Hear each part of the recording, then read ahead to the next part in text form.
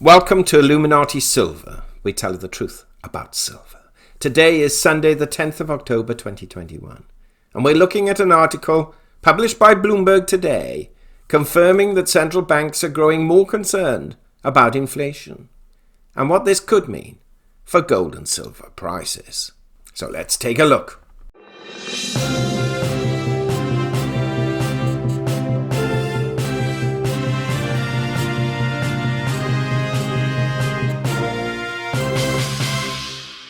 We have seen in recent months various articles on inflation, some basically stating that inflation is not only rising but is here to stay for some time, and others quoting central bankers such as Jerome Powell, head of the Federal Reserve, as well as the head of the ECB and the Bank of England, all previously claiming that inflation is transitory. We are seeing a gas crisis or an energy crisis across certainly the Western world, Europe and UK in particular, and these costs will contribute towards the inflation rate. Add to that the fact as well that partly due to the coronavirus, some may argue, and it's open for debate, partly due to Brexit as far as the UK is concerned, there is a shortage of labour in certain areas, therefore driving wages up, particularly in those areas, but also across the board. And again, wage rises feed into inflationary pressures. In addition to that, because there is a lack of drivers, HGV drivers in particular, various commodities and supplies are in short supply, again therefore driving prices up.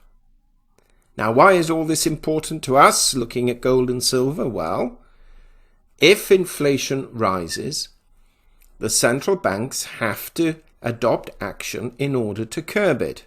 And therefore, for example, in the US, you have at the moment, we might call it QE, they will call it bond buying, some $120 billion a month. And there is much in the news about tapering and when this tapering will come into effect, and how quickly after the tapering will interest rates have to rise. Because if prices go up and inflation rises, really the only tool central banks have to deal with that is, in essence, raising rates. Short term, they can just cut back on the bond buying and the financial stimulus that they're putting into the marketplace. Do they want to do this? Part of them do, because banks make more money when interest rates rise than they do when they fall. And partly they don't wish to do this because, of course, it will most likely affect, to the downside, equity markets, certainly short term. And there is the fear that we are in a bubble and a crash could be imminent. So where do we stand with regards to inflation? Well, our view is that they will try to put off dealing with inflation for as long as they possibly can. But we also have to bear in mind that the markets themselves, to some degree, also dictate the pace, which is why we see bond yields rise last week. Because the jobs data, though on the face of it, the FOMC data on Friday was disappointing, the actual underlying figures were not that bad. And we are seeing, albeit growth still well below the levels pre the pandemic, we are slowly coming out of, shall we use the word recession? So banks may be forced to raise rates in order to keep some form of control on inflation. Now, we don't believe, certainly as far as the European Central Bank is concerned, or as far as the United States is concerned, we're going to see interest rate rises for some little while. But The speed and of the tapering that they're proposing, or may be proposing, will give us a good guide as to how urgent they see this issue of inflation. Now, why are we discussing this today? Well, there's an article in Bloomberg published today on this very fact. Now, Bloomberg, to some degree, is part of the establishment, to some degree. However, having said that, it is certainly a, shall we use the word subscription, that bankers, investors and traders all subscribe to. And they will take, to some degree, a lead from this. Now, some may regard this headline as fear-mongering. Others may regard it as accurate. Let's have a look at what they've had to say. The headline says, central bankers are spooked by signs that inflation is lingering for longer. Many central banks are starting to withdraw the emergency stimulus they introduced to fend off last year's pandemic recession. With inflation accelerating, the Federal Reserve is set to slow its asset purchase program, while peers in Norway, Brazil, Mexico, South Korea and New Zealand are among those to have already raised interest rates. Yes, some countries have already raised rates. Now, some of them have been in financial difficulty anyway, but when you look at the likes of Norway and certainly New Zealand, for them to raise rates should set off some warning signs. Behind the shift are signs that the recent inflation scare won't fade soon, amid supply chain strains, surging commodity prices, post-lockdown demand, and ongoing stimulus and labour shortages. Broadly, what I've already covered. Complicating the task for policymakers is that growth may be slowing, prompting some to warn of a stagflationary-light environment. That puts central bankers in a bind as they debate which risk they should prioritise. Targeting inflation with tighter monetary policy adds to the pressure on economies, but trying to boost demand may ignite prices further. And you can see this rather paradoxical situation that they are in. For now, the feeling of many is that inflation has lingered longer than most predicted. As Hugh Pill, the Bank of England's new chief economist, said last week, quote, "The balance of risks is currently shifting towards great concerns about the inflation outlook, as the current strength of inflation looks set to prove more long-lasting than originally anticipated." Unquote. Not all are as concerned or looking to change tack. Officials at the European Central Bank and Bank of Japan are among those intending to keep stimulating their economies aggressively. And the IMF, the International Monetary Fund, predicts that in advanced economies at least, inflation will soon ease to about 2%. Now, we're not quite convinced of that figure, and it does depend how you measure inflation. That said, longer term they may be right, but over the next 6 months, we don't think they are. What Bloomberg Economics says, quote, "Stagflation is too strong a word. Still, supply shocks that lift prices and lower output leave monetary policy makers with no easy options. With little urgency to act, the Fed and other major central banks are preserving optionality. If stubborn inflation forces their hand, the global recovery will face an additional drag." Now, the Fed chair, Jerome Powell, last month said the US Central Bank could start to taper monthly bond purchases as soon as November. Getting that started is top of his to-do list, alongside persuading Americans that the Fed is also keeping an eye on higher than expected inflation. He'll try to communicate that message without giving the impression that the Fed is getting closer to raising near zero interest rates, even though policymakers were evenly split on rate liftoff next year, according to quarterly projections they released on the 22nd of September.